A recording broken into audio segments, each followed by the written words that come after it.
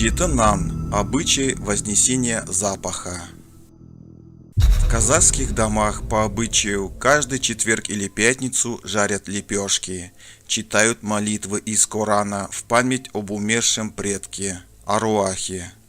Этот обычай вознесения запаха для душ усопших сохранился и в наши дни, восходит к доисламским верованиям.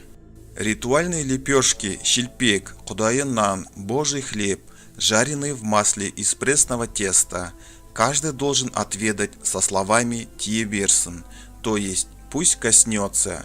Имеется в виду, что божий хлеб в этом случае коснется и духов предков аруахов.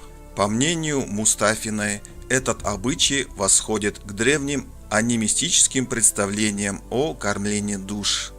Вознесение запаха из Шхару. Они связаны с воззрениями на природу души, согласно которым душу надо кормить, чтобы она не погибла.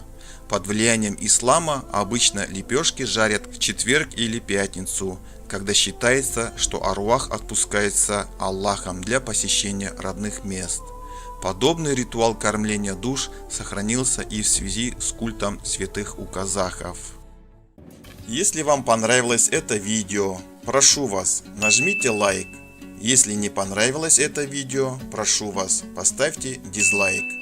А также прошу вас, напишите в комментариях, что вы думаете по поводу этого видео. Всем спасибо, что вы были со мной. Всем пока, всем добра, всем крепкого здоровья и удачи всем.